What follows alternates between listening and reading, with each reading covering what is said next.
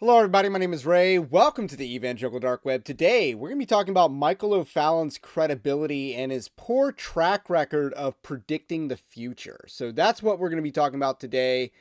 And this is groundbreaking news in a sense that we are basically launching the thrust of destroying his credibility here on Evangelical Dark Web.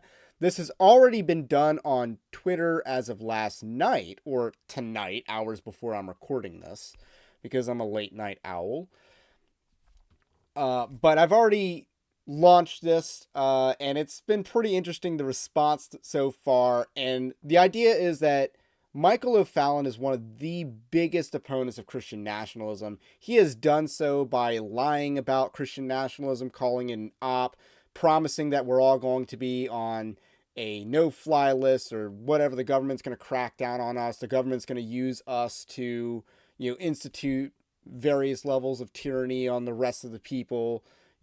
Either way, somehow he's going to, we're going to get him locked in the gulag with us or something like that. So Michael O'Fallon's just been, unhinged and crazy when it comes to Christian nationalism and defending the post-war consensus. And much of his credibility is about predicting the future, which is something that he does not do a good job at.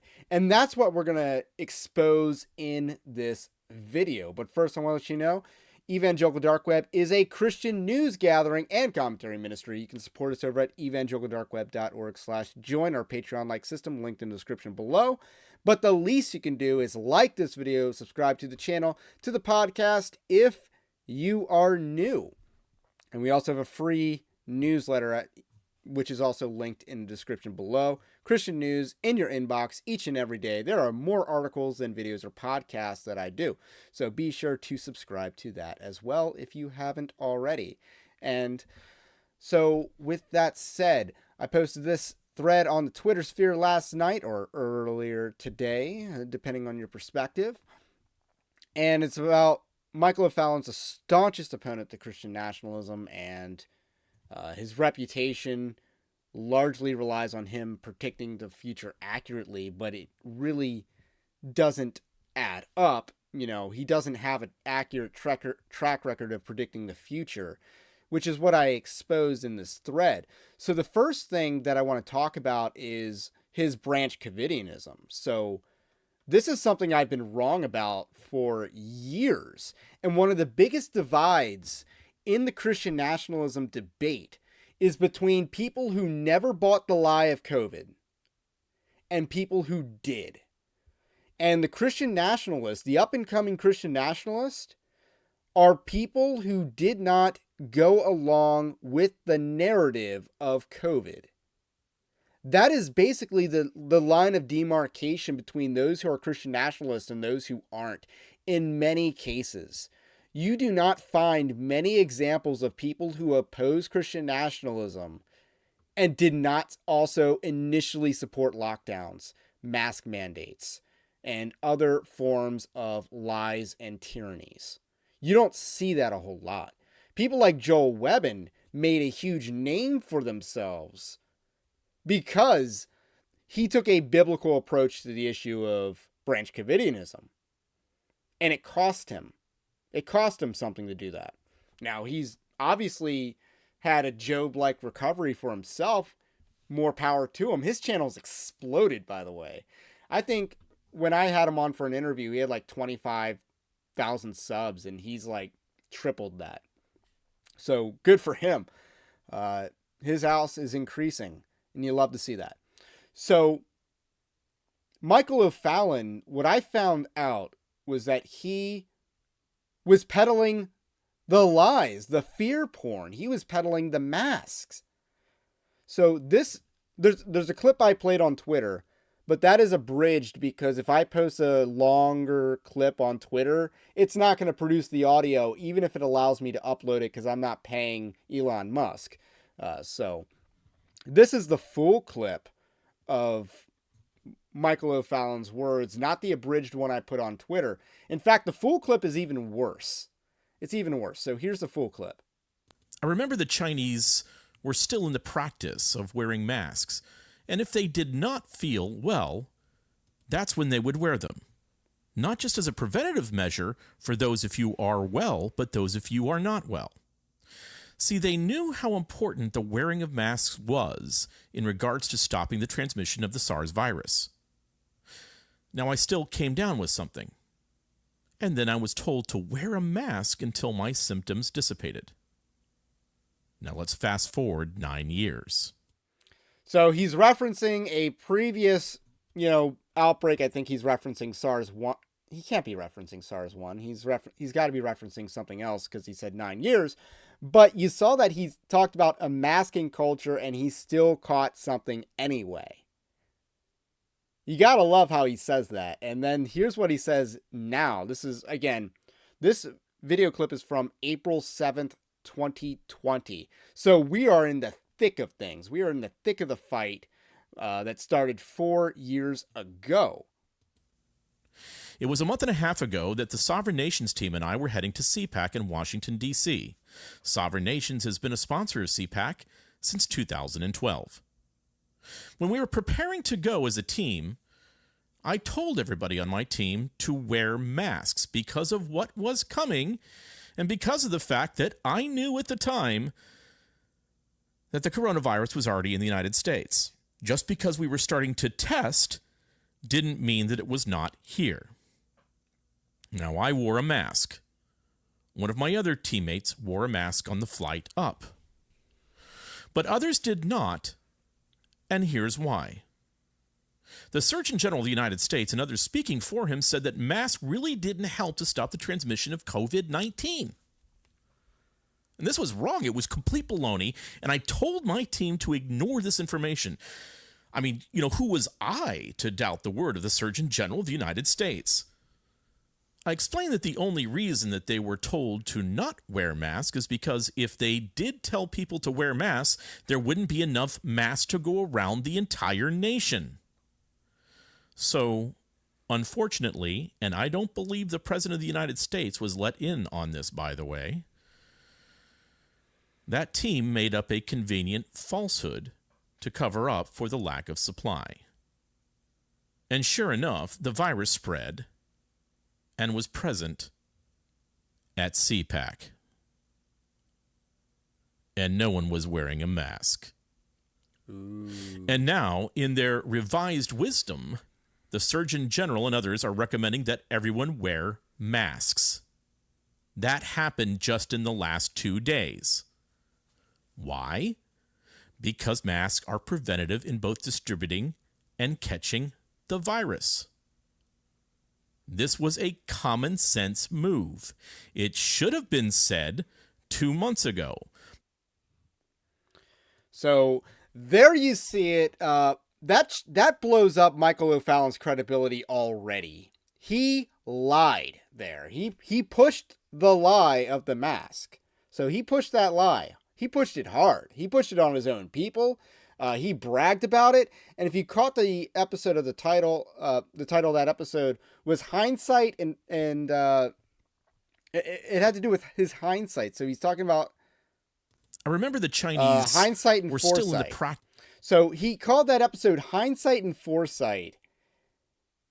And he's tapping himself on the back. He's giving himself a nice pat on the back about how he was right about masks this whole time and how masks work and stop the transmission and spread of coronavirus. And he's just tapping himself on the back about being so right about this. And that aged like milk. What a liar there. That he peddled the panic porn. He spread medical misinformation, deliberately so, and he spread the idolatry of masking. I believe in COVID accountability, and apparently so does Michael O'Fallon after, he absolves himself probably of the lies and his participation in them. So you'll see that we're about to go through 17 predictions that he made about the year 2023, so last year. These were year predictions. He makes them in January. They're supposed to, last the whole year. And at the end of the year, we count them up and see how many he was right about. 2 of his predictions had to do with COVID accountability. And where's his COVID accountability? Has anyone ever called Michael O'Fallon out for this? Has he ever acknowledged his position? Because he does change positions. My impression was that he was strong on this issue the whole time because there's a record of him opposing lockdowns and mandates and all that other stuff. But apparently he was weak on this issue when the fight was thickest. When it was hardest to take a stand, Michael O'Fallon was peddling the lies just as much as most of Conservative Inc.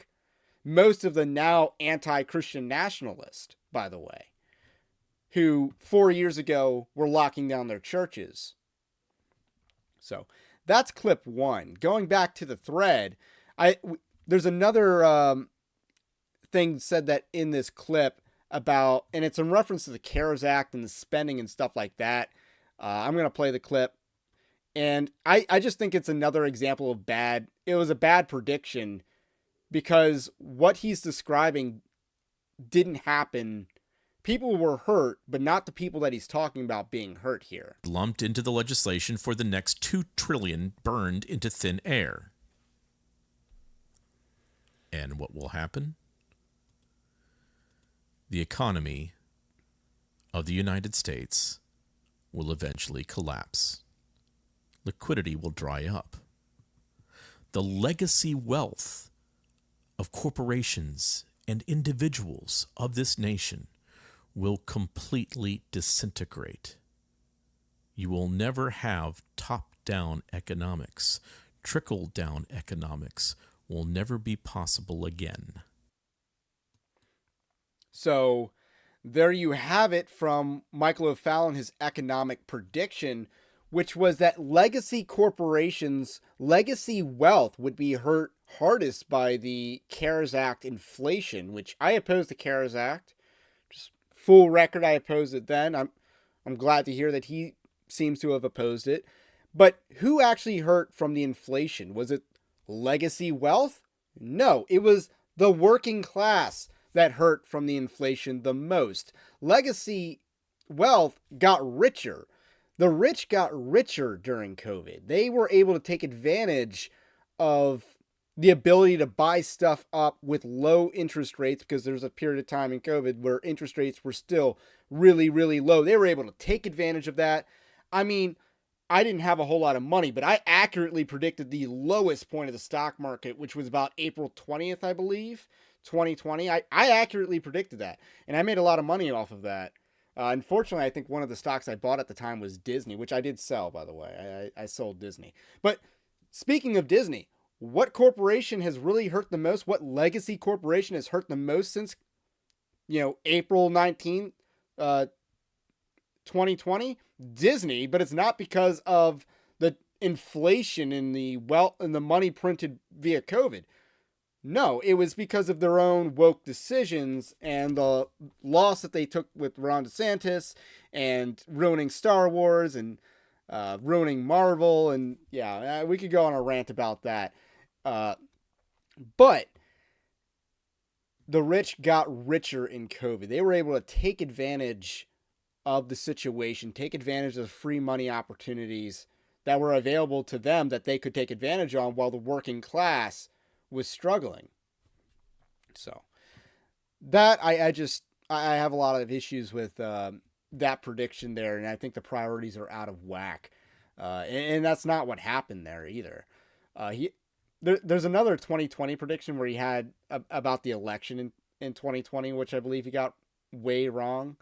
So this is where we're going to talk about his list of greatest thinkers, not just Christians, of the last 20 years. This is a tweet from 2021. So we have gone from 2020 to 2021.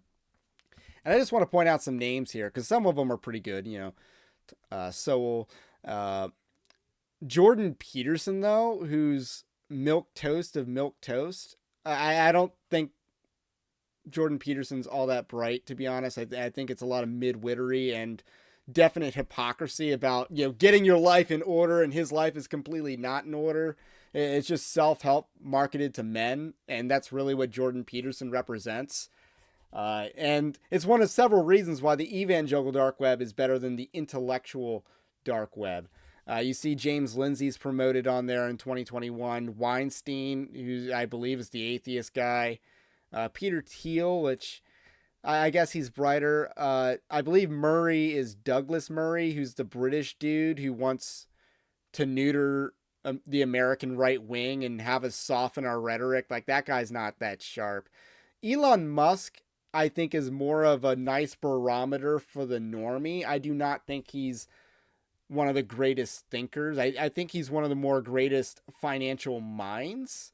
I try to aspire to have my finances more like Elon Musk's. That's for sure. And then you see up and coming. This is kind of interesting. So Jacob Brunton is one of the people. He's not really up and coming. Yeah. That's not really my definition of up and coming. I believe Russell Brand is the next one. Okay, as a thinker, yeah, he's definitely up and coming. Ben Shapiro, really? How is he up and coming? The dude was at his zenith in 2021. He was like the top of the top podcast on the right, on Righty Media. He was like the top podcast. How is he up and coming? The dude's up. Up. Up and coming means you're fastest growing, and fastest growing means you're like in last place because of how diminishing returns works. So, and then Wolf, which is a reference to Stephen Wolf, who was a writer for Sovereign Nations, which is Michael O'Fallon's organization. So what changed in, from 2021, April of 2021 to whenever in 2022 the case for Christian nationalism came out? And I kind of point that out in the thread. It's like, there's, what happened? Because what did Stephen Wolf change? Sure, he might have finished Calvin's Institutes or something, but in reality, he had to have been working on his very long book while he was still on very friendly terms with Michael O'Fallon. So I don't think he really changed, because he's a classical mind, and that's pretty much what people have always appreciated about Stephen Wolf. Now, Stephen Wolf is not the only one whom Michael O'Fallon has promoted over the years with later regret, and we're going to talk about John Harris and A.D. Robles for a second here in our third clip.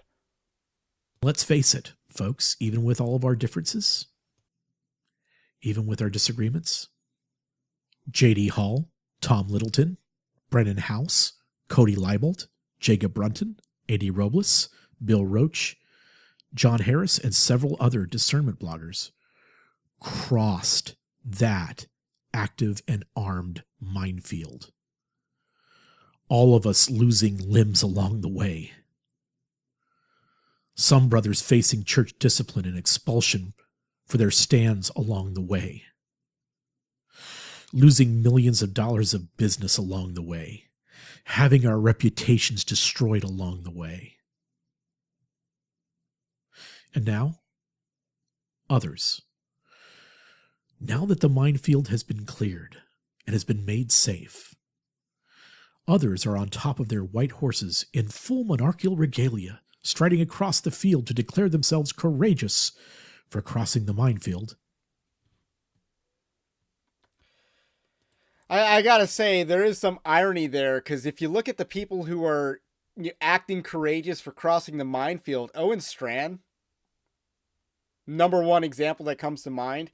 And what's important here is that he talks about A.D. Robles and John Harris being at the forefront of opposing and confronting wokeness when it was unpopular to do so.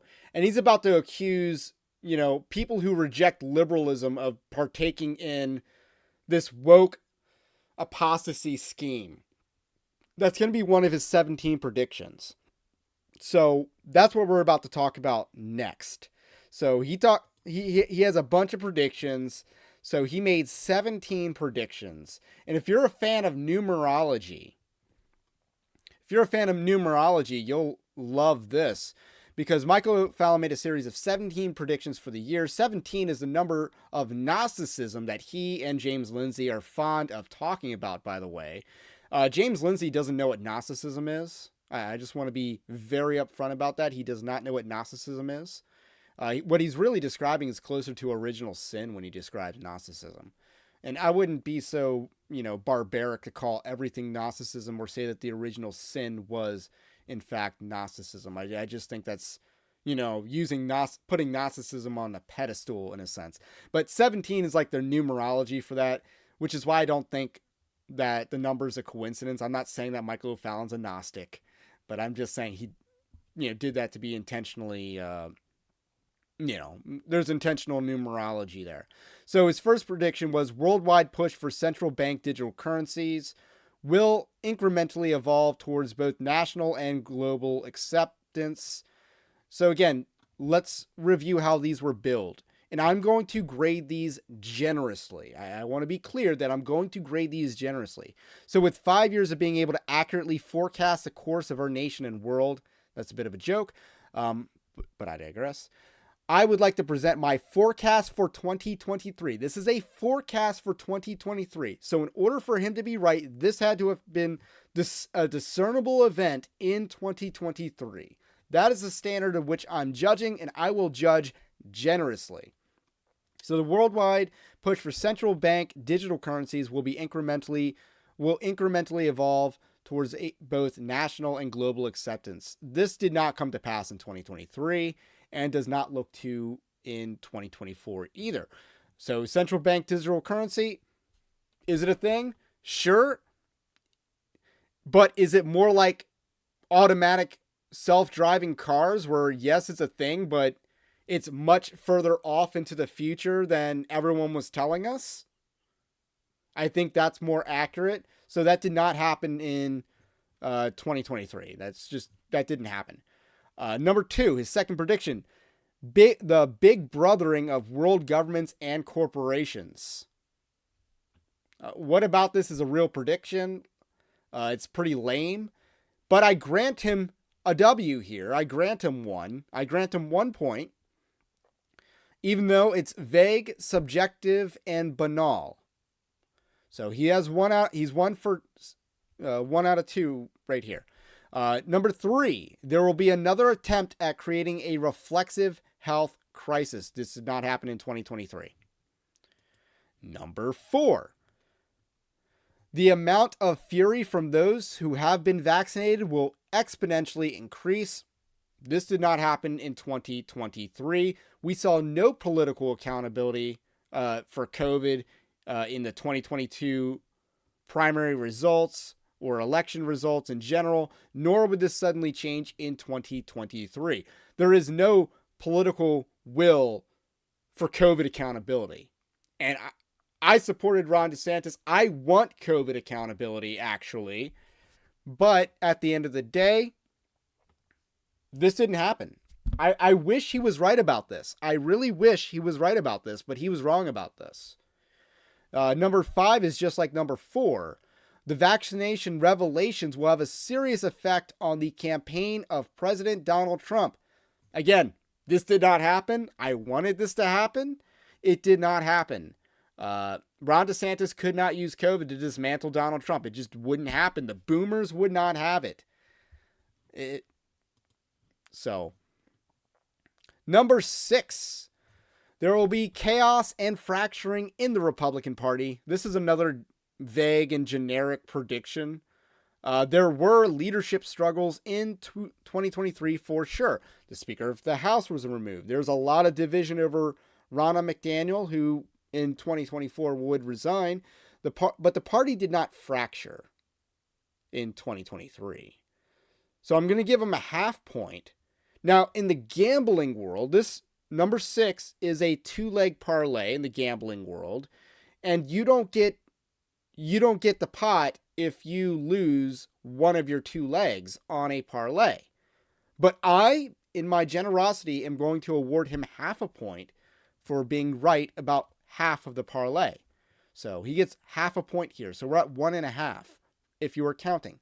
Number 7, the explosion of 15-minute cities. This didn't happen in 2023. Number 8, the beginning of the end of the personal automobile industry. This is vague and can hardly be attributed to happening in 2023. What discernible event marked that this was the end in 2023? What discernible event made this happen? What can you look back on and say this is a defining event? I don't think that exists. I do believe there's a concentrated effort to attack cars. I do think there's a war on cars. The other video ago I talked about, ample free parking is more valuable than building aesthetics for, a church congregation. So obviously I love cars and having personal cars and stuff like that. And I've been following this issue for many, many years, but nothing really happened in 2023 that was discernible other than some legislation that might not have taken effect yet. But it doesn't necessarily attack people who are existing and have personal cars. So, number 9, the disrupting and dismantling of the golden age of travel. Again, we're actually seeing more of this in 2024, and it's because of the Boeing crisis and how their planes just are not being maintained or manufactured properly. I'm not sure which one it is, and it's probably both.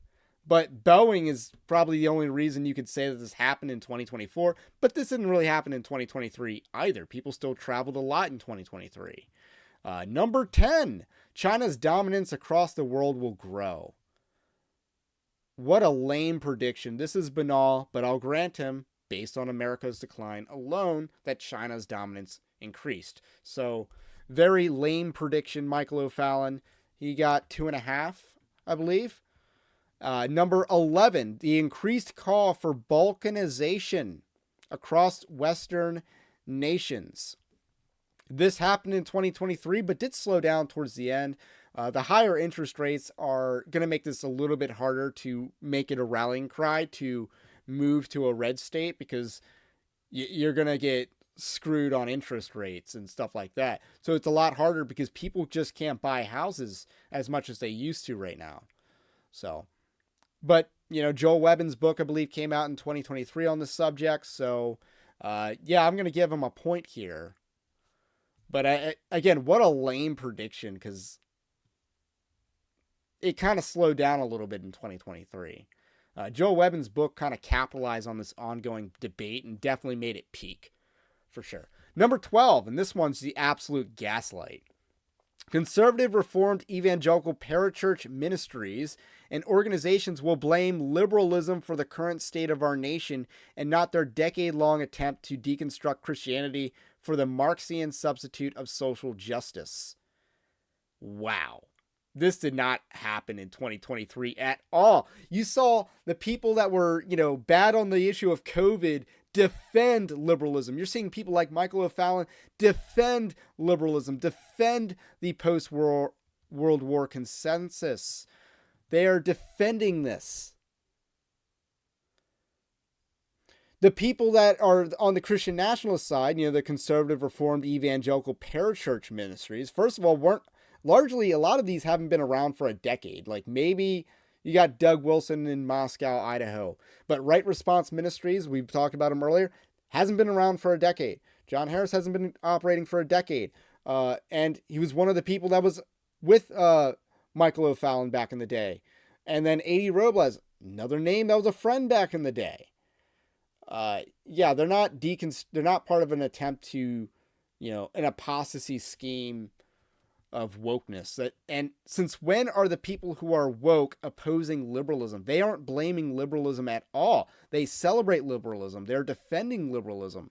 This is their Trojan horse to infiltrate the church. And we've internalized so much liberalism, and that is another thing that Christianity or Christian nationalism represents, is a rejection of liberalism. Number 13, the loss of cognitive liberty through invasive cerebral instruments. What even is this? I really tried to look this up, guys. I tried to look this up. All I saw on this was brain implants and, implanting a chip in your head. Yeah, that's not something that really emerged in 2023 as a major threat to,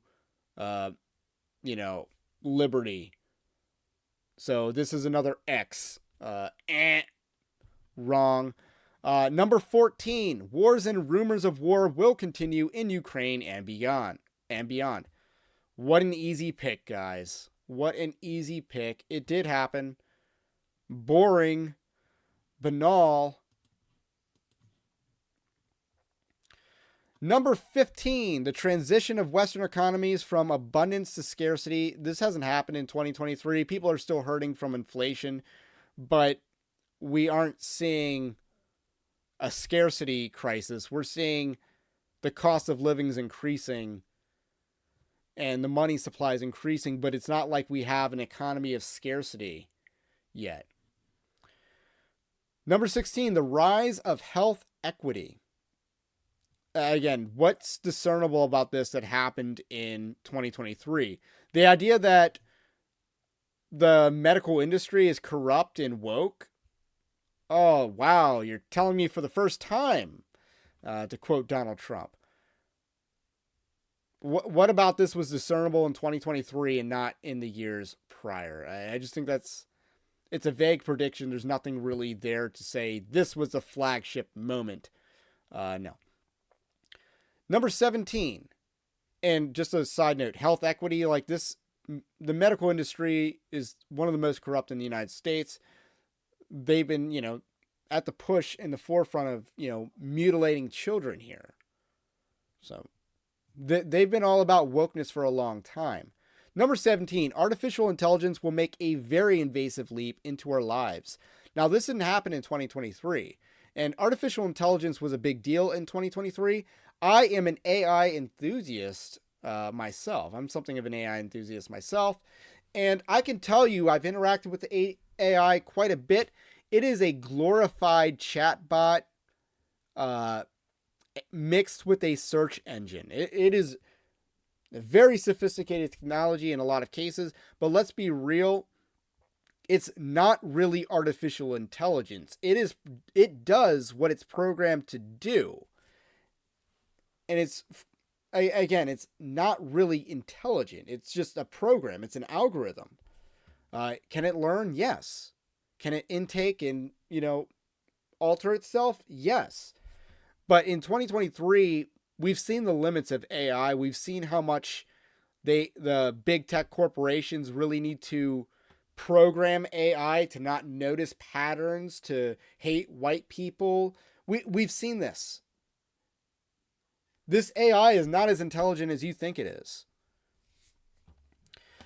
So if you're doing the math, the grand total on the scorecard is 4.5 predictions were correct out of 17. This is 26.47% success rate for all you math people out there.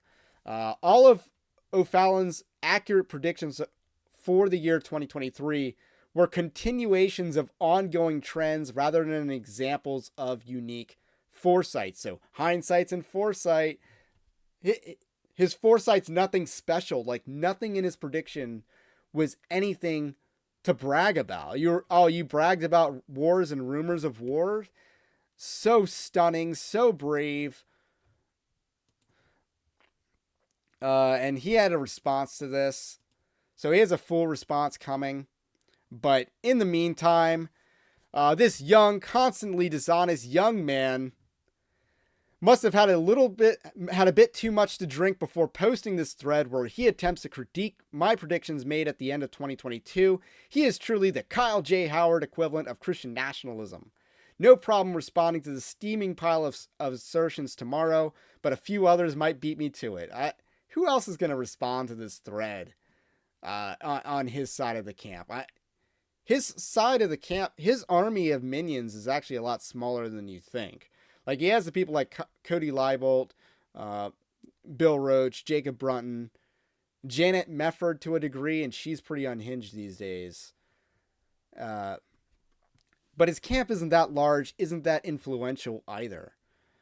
And let's face it, they aren't competing very well in this digital age these days. I don't know, maybe James Lindsay's going to do a video about me. That'd be cool. I'd take that boost. So if he really views me as a small peon, I think it's a strategic mistake to actually do this. But nonetheless, he called me a dork. Maybe, you should subscribe to the Evangelical Dork Web. He called me Kyle J. Howard, who's a battle wappa. I thought that was hilarious. And he said I had a bit too much to drink.